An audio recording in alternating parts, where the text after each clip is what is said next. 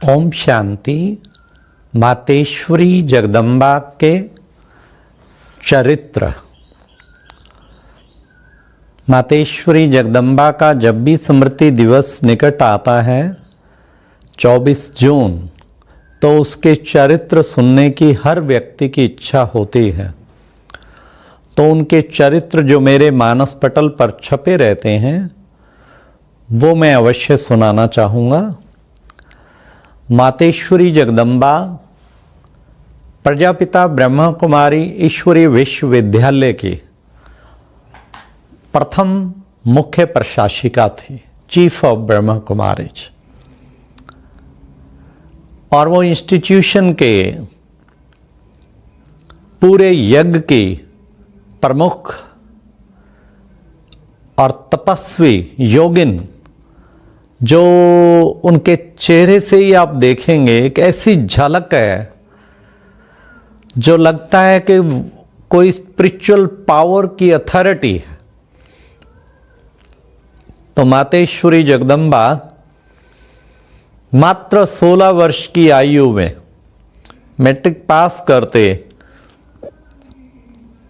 वो अपनी माता रोचा और मौसी के साथ हैदराबाद सिंध में पिता श्री ब्रह्मा, जिनको पहले दादा लेखराज कहते थे, उनके सत्संग में आई। और फिर वो इतना प्यारे बाबा से उन्हें अच्छे अनुभव हुए, बहुत ही सुंदर। क्योंकि उनकी मौसी और माँ ने कहा कि राधा उनका लौकिक नाम था, क्या तू लखी दादा के सत्संग में जो ज्ञान जिसने हमारा जीवन इतना सुखदाई बना दिया, तो क्या तू हम भूल जाते हैं घर में आके, तू क्या सुना वहाँ चल सकती है साथ में और हमें फिर सुना सकती है? क्यों नहीं? क्योंकि पहले इतनी धार्मिक रुचि बचपन में इतनी नहीं थी। उनकी बड़ी बहन का नाम पार्वती, छोटी का नाम गोपी, अमृतसर में जन्मी 1919 में। तो राधे ने कहा क्यों, पढ़ाई में तो बहुत ब्रिलियंट थी, क्यों नहीं चलूंगी, मैं सब पूरा बता दूंगी आपको, आके घर में रिवाइज भी करा दूंगी। तो मम्मा जो बाबा सुनाए सब ग्रास्प कर ले और आके घर में उनको सुनाए। जब उन्होंने बाबा को बताया तो बाबा ने कहा यहाँ भी सुनाए। और फिर तो बाबा रोज एक गीत लिख के देता, राधे ये गाएगी, और वो गायन कला, नृत्य कला, हर चीज में नंबर 1 थे। तो उन्होंने कहा क्यों नहीं गाऊंगी बाबा, और गाया तो सारे ओम मंडली में धूम मच गई और चारों ओर और भी सुनने आए। इतना सुंदर उनका आवाज था। तो ये था मम्मा का शुभ आरंभ। और बाबा को, पिता श्री ब्रह्मा को एक सेकंड में समझने में देरी नहीं लगी कि ये बच्ची जो है इस पूरे यज्ञ को संभालने के निमित्त मातेश्वरी जगदम्बा बनेंगी। तो ऐसा शिव बाबा ने ही ये सब बताया, क्योंकि बाबा ने जब कहा बच्ची 24 घंटे देता हूं, मेरा एक प्रश्न है, तुम पिताम्बर को वरेगी या पेंट कोट वाले को वरेगी? अरे 24 घंटा छोड़ो, 24 सेकंड में मम्मा ने उसी वक्त कह दिया। तो बस फिर तो क्या था, पहले तो घर से आती जाती थी, फिर इसके बाद मम्मा एक समर्पित जीवन हो गया। और फिर तो मम्मा का बिल्कुल ही, जो पतली सी पहले लड़की थी, फिर मातेश्वरी जगदम्बा बनते ही पूरा स्वरूप बदल गया। और फिर सारे यज्ञ की पालना के निमित्त और सारे जितने 300 साढ़े 300 भाई बहन थे उन सबको संभालने के निमित्त बाबा ने उनको रखा। 14 साल जो गहन तपस्या चली, तो बाबा के साथ सबसे आगे ओम राधे, उन्हें शुरू में ओम राधे बोलते थे, फिर मातेश्वरी जगदम्बा। तो ऐसी पालना की देवी के, उन्हीं की पालना लेके सारी दादियां जिनके मुखारबिंद से हमने उनके चरित्र सुने, लेकिन सब कहते थे मम्मा तो मम्मा थी, उसका कोई कंपैरिजन नहीं था। हम सबको भी तैयार करने वाली वो थी, क्योंकि बाबा कहते थे मैं मेल हूं, बहनों को संभालने के लिए बहन चाहिए, फीमेल चाहिए। तब मम्मा जगदम्बा शिव बाबा ने निमित्त बनाई थी, और ऐसी पालना दे के उन्होंने इतनी ज्ञान गंगाएं, इतनी दादियां तैयार कर दी, और उन दादियों से फिर दीदियां तैयार हुई, और उन दीदियों ने फिर आगे छोटी बहनों को तैयार किया, और आज ये 12 लाख भाई बहनें, ये उन्हीं की तपस्या और उसका फल है।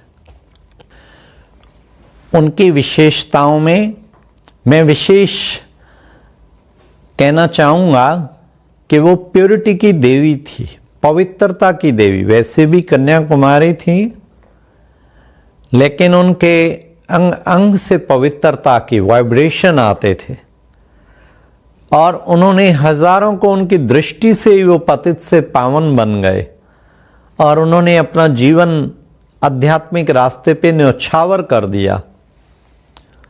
ये एक प्योरिटी की देवी की विशेषता थी, जो शिव बाबा ने केवल 2 को, किसी दादी को भी नहीं, किसी दीदी को अलाउ नहीं किया।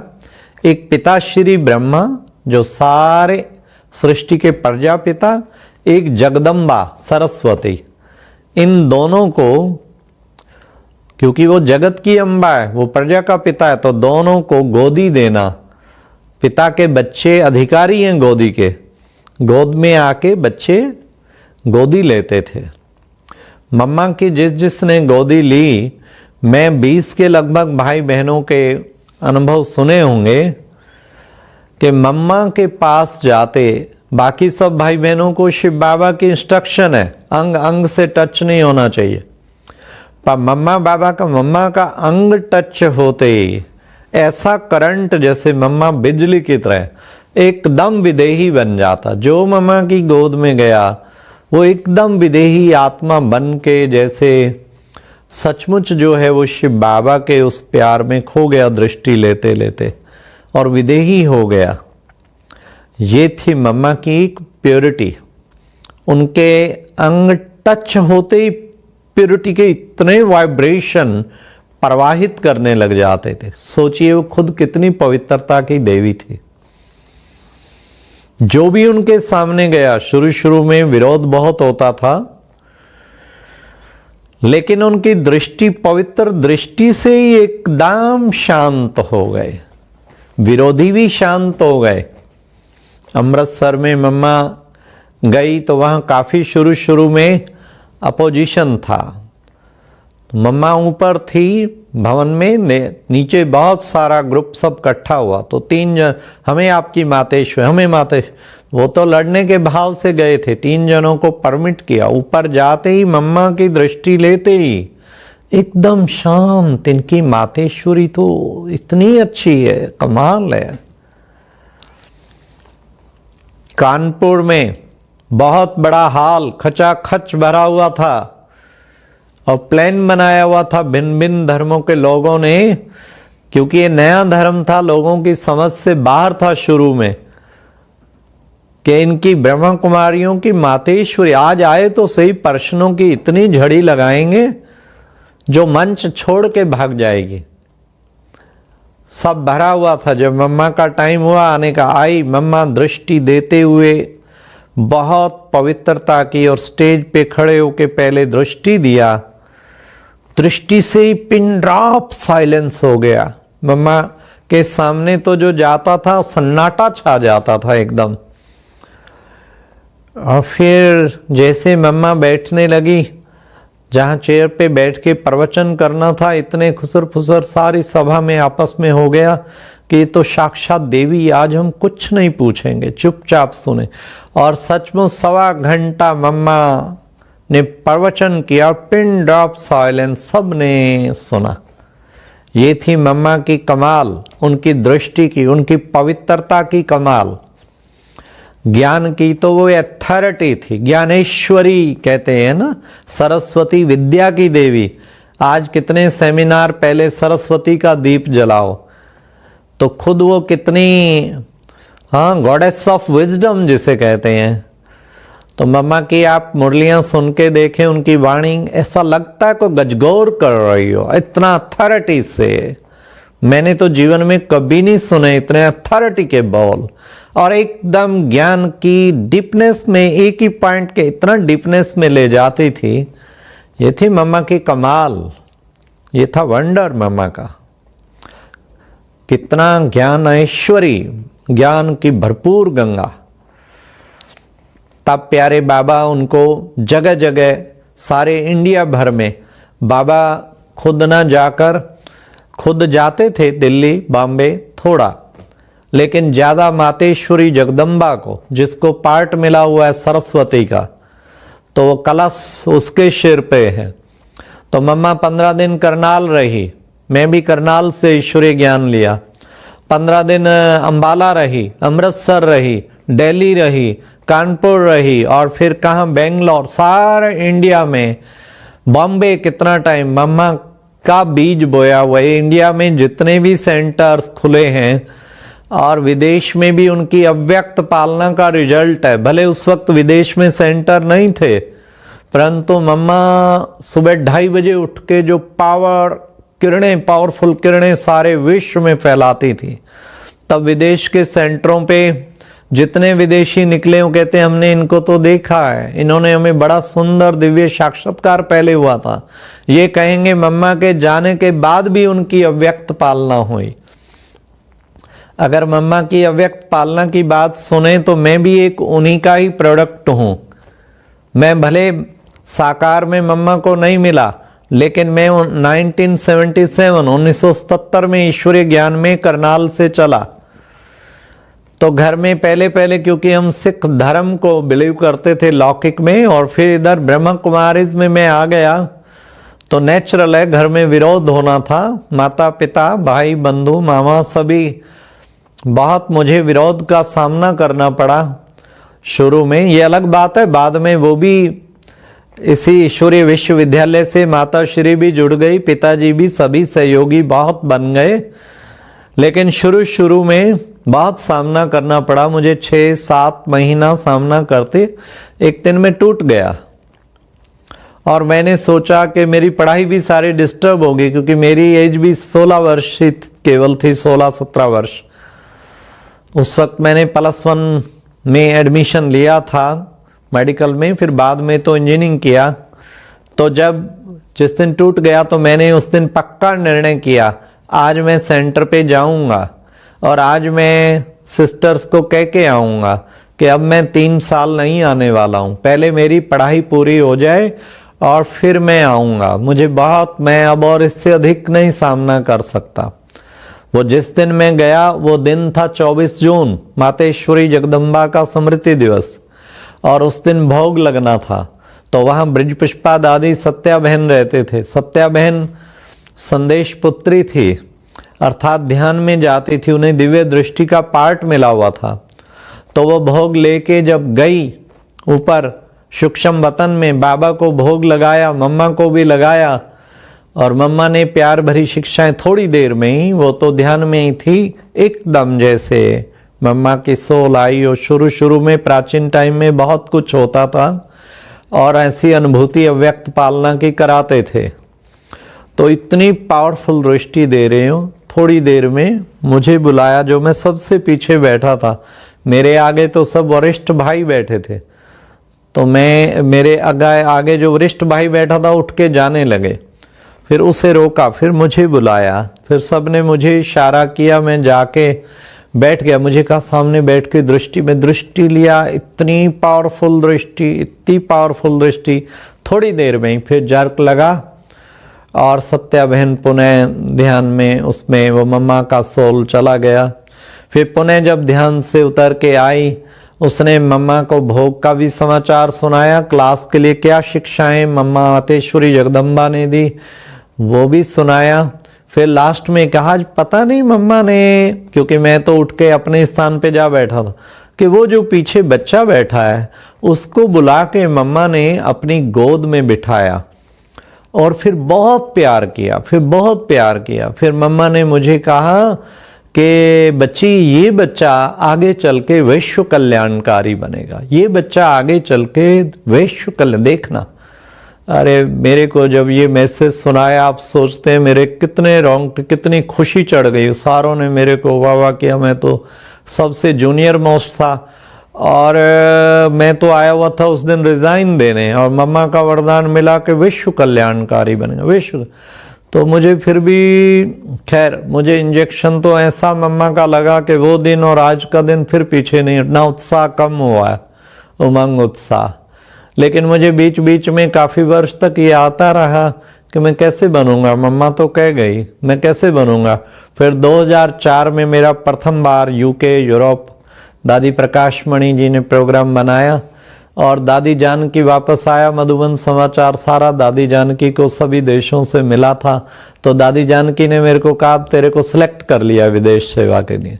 उसके बाद तो मैं 7-8 बार सभी कॉन्टिनेंट में लगभग 40 से अधिक देशों में गया। लेकिन जब भी जाता हूँ, मम्मा के लिए इतनी अगाध तब से श्रद्धा पैदा हुई है, जब से मम्मा वरदान दे के गई, कि मम्मा का दिया हुआ, जब भी जाता हूँ सोचता हूँ मम्मा का दिया हुआ वरदान है।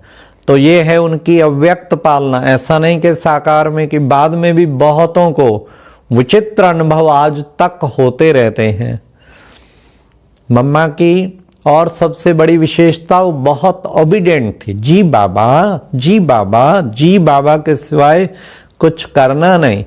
जो कहते हैं ना, मैं तो मस्त रहता हूं, मेरे सोचने का काम भी प्रभु का है, ये मम्मा की प्रैक्टिकल स्टेज थी। उसे कुछ नहीं सोचना, कुछ नहीं सोचना, कुछ बुद्धि नहीं चलानी, जो बाबा कहता जाए। बच्ची कानपुर जाओ, ओके, बच्ची अब इधर आ जाओ। कानपुर में उनका कैंसर डिटेक्ट हो गया, तो बाबा ने कहा बच्ची पहले आबू आओ और फिर भेजेंगे। तो उधर रमेश भाई को बॉम्बे में पता लगा, उन्होंने बाबा को फ़ोन किया कि इसको इमीडिएट करना चाहिए, पर सीधा ही बॉम्बे, वहाँ से बॉम्बे। बाबा ने कहा बॉम्बे में मम्मा रहेगी कहाँ, वो मेरी जिम्मेवारी है, हमारे पास रहेगी, माँ है ना मेरी, मैं रखेंगा, तो सब अरेंजमेंट करेंगे। वाह बच्चे, तुमने बाबा का काफ़ी वो अपने ऊपर ले लिया। बाबा तुझे एक्स्ट्रा पावर नहीं, वो तो मेरी माँ।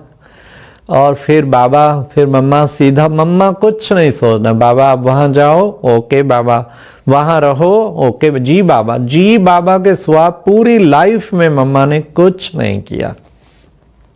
ये एक विशेषता थी, जी बाबा से वो नंबर 1 बनी, क्योंकि डबल प्रजापिता ब्रह्मा भी और शिव बाबा भी उनमें प्रवेश। तो देखिए कितनी बड़ी बात थी, इतनी समर्पणता मम्मा में, इतनी ओबीडियंस।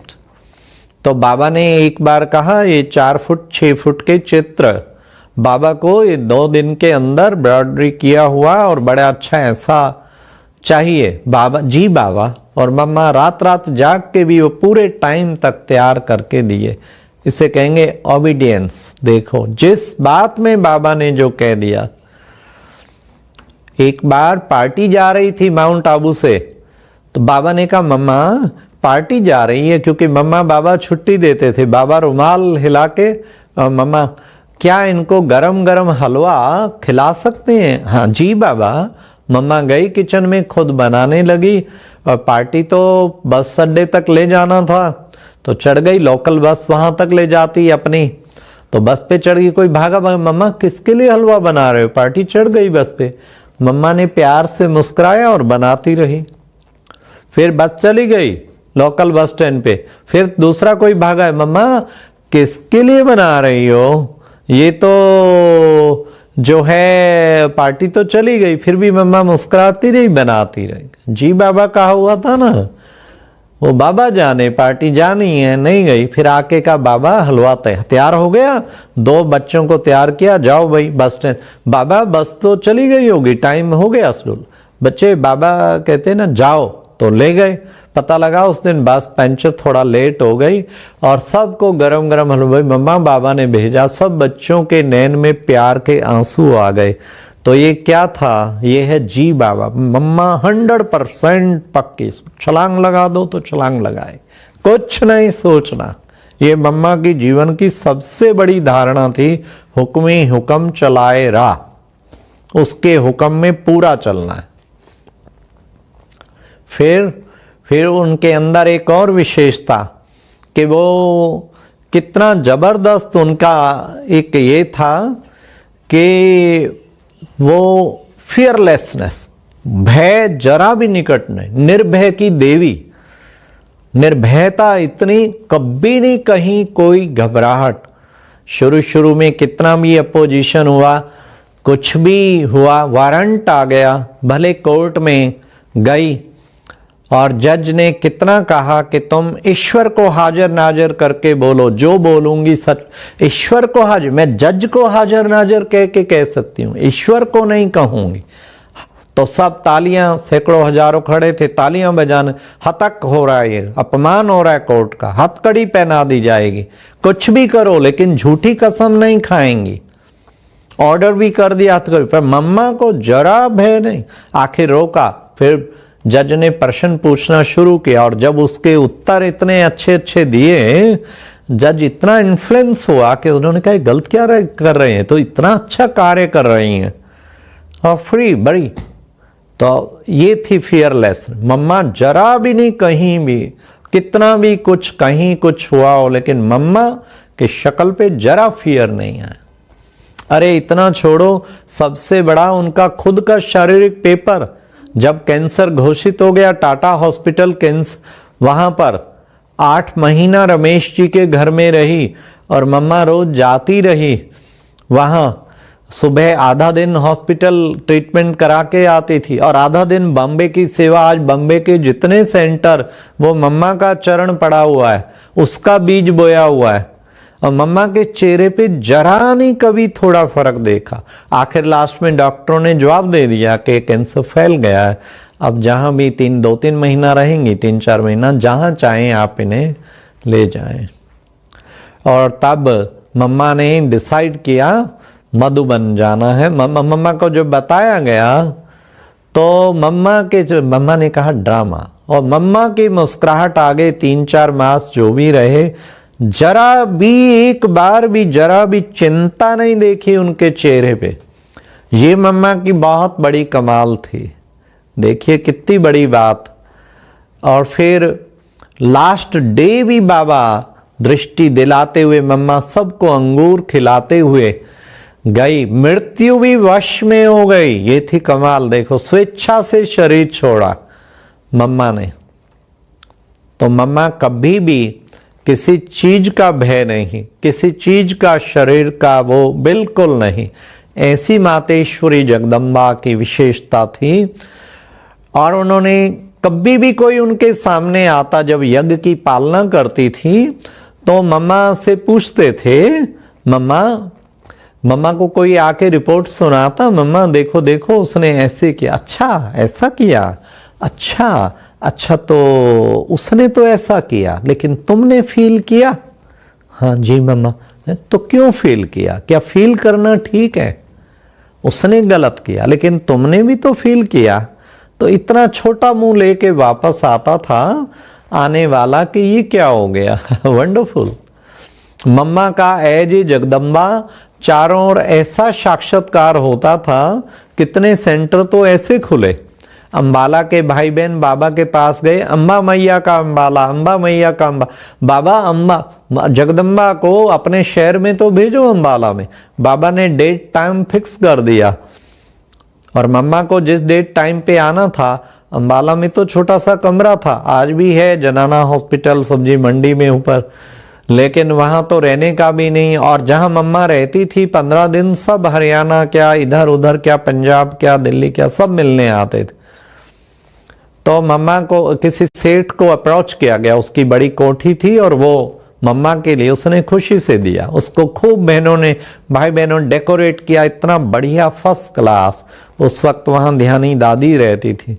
तो फिर मम्मा जब आना था 2 दिन पहले ही, क्योंकि शहरों में शुरू में नई संस्था पोजीशन हो तो कई लोग मिलके सेठ के पीछे पड़ गए, क्यों दिया, अरे इन ब्रह्मा कुमारी इनकी हेड आ रही है, वो कईयों को और बना जाएगी ब्रह्मा को, तो तुम इनको वापस, इतना उनके पीछे पड़े, इतना पीछे पड़े कि नहीं तो तेरे से सारा शहर बायकॉट करेगा। तो वो एक दिन पहले आके सुबह सुबह सेंटर आया और आके बहनों को माफी मांगा कि मुझे चाबी वापस दो, शहर आपके भी खिलाफ हो गया और मेरे भी खिलाफ हो गया है, प्लीज आप। वो बहुत कहा कि मम्मा हमारी कल चलने वाली, आप ये क्या कर रहे हैं, कि नहीं मैं सॉरी, मैं उसमें आखिर चाबी ले गया। तो मम्मा को उधर बाबा को फोन किया, मम्मा को किया, नहीं भेजो, यहाँ कोई अभी प्रबंध नहीं, कुछ टाइम बाद। बाबा ने कहा नहीं बच्चे, मम्मा आएगी, प्रबंध सारा शिव बाबा करेगा। फिर मम्मा को किया, बाबा स्ट्रिक्ट था, मम्मा माँ नरम होती है। मम्मा ने कहा जो बाबा ने कहा कि आपको बच्ची जाना है तो मुझे आना ही है।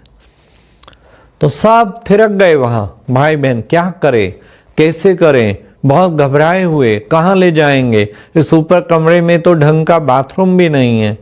तो चलो आ रही है, फिर क्या करें। वैसे 100 भाई बहनों ने स्टेशन पे जाके रिसीव करना। अब देखिए कमाल, मम्मा वहां से चल पड़ी और रात को वो भाई सेठ जो है वो तो जगदम्बा का बड़ा पक्का भगत था। रात को उसके ध्यान में जगदम्बा आई, ऐ भगत तुम मुझे 15 साल से मेरी भक्ति करते हो, तुम मुझे पुकारते थे, अब मैं तुम्हारे पास आ रही हूं तो तुमने अपना मकान देने से भी मना कर दी। एक बार मम्मा दिखाई दे, फिर जगदम्बा, फिर मम्मा, फिर जगदम्बा। वो तो 2 बजे उठ के बैठ गया हाय और रोने लग गया, ये क्या हुआ। बस तैयार हुआ, नहा धो के सुबह सुबह 5 बजे पहुंच गया सेंटर पे के, और बेल दिया। बहनों ने कहा ये तो वही कैसे आया, आके चाबी सामने रखा, बहुत लो माफ कर दो, मुझे माफ करो, आपने क्यों नहीं बताया कि हमारी मम्मा ही जगदम्बा है, मैं तो उसका पुजारी हूँ, रात को मेरे ध्यान में साक्षात्कार मुझे दे के गई है, आपको जो सेवा मेरी चाहिए मैं खुद भी रोज आऊंगा। और अरे कमाल हो गया, वंडर। तो कोठी तो सजाया हुआ था, बस मम्मा को रिसीव करके लाए, कोठी में रखा। तो मम्मा ने कहा ध्यानी तू कह रही थी कि प्रबंध नहीं है, कोई नहीं, ये तो बड़ा सुंदर प्रबंध। फिर सारी कहानी सुनाई, मम्मा आपका साक्षात्कार भगत को हुआ और फिर ये कार्य फिर पुनः हो। मम्मा बाबा को तो पहले ही निश्चय था कि शिव बाबा ने कह दिया सारा प्रबंध खुद करूंगा। तो देखिए कैसे मम्मा का कार्य, कैसे मम्मा बाबा को किस तरीके, कितनों का कल्याण, जहां गई सैकड़ों बलि चढ़े। राज बहन अमृतसर वाली मेरे को एक बार सुनाया कि मेरा बिल्कुल विचार नहीं था सेंटर पे आने के लिए, लेकिन मैं सेंटर पे, क्योंकि मैं जॉब करती थी, मैं कहा जॉब करूंगी, ज्ञान में चलूंगी, सेंटर नहीं रहूंगी। तो मम्मा को ये पता लगा, मम्मा आई, हमने बुलाया, राज मुझे पता लगा कि तू सेंटर पे नहीं रहना चाहती। हाँ मम्मा सेंटर पे बहुत सहन करना पड़ता है, मैं तो घर में रहूंगी, जॉब करूंगी। अच्छा ये बताओ जॉब में भी सहन करना पड़ता है। हाँ मम्मा, कभी बॉस बोलता है, कभी साथी बोलते हैं और क्लर्क, कभी कोई कभी कोई। अच्छा घर में भी सहन करना पड़ता है। हाँ भाई भाभियां सारी सहन, जब सहन हर जगह करना पड़ता है, उस सहन करने में तो क्या मिलने वाला है, और इस सहन करने में 21 जन्मों की बादशाही। तो कहती मम्मा की ये बात इतनी मेरे जहन में चली गई, उसके बाद मैं रिजाइन दे के पूरा समर्पित हो गई। आज वो अमृतसर में कितने सेंटर, 30-35 सेंटर खोल कर गई हैं, अभी अभी अव्यक्त हुई हैं पिछले साल। तो ऐसे उनके स्मृति दिवस पे हम श्रद्धा सुमन अर्पित करते हैं, और हमारी सच्ची श्रद्धा सुमन ये है कि हम उनके दिव्य गुणों को अपने जीवन में धारण करें। मम्मा 2:30 बजे उठ के अमृत वेला इतना पावरफुल करती थी, लाइट हाउस बन के बैठी होती थी। क्या तपस्या थी, क्या उनका योग था। ऐसा ही हम बनकर दिखाएं, यही सच्ची श्रद्धा सुमन है। अच्छा, ओम शांति।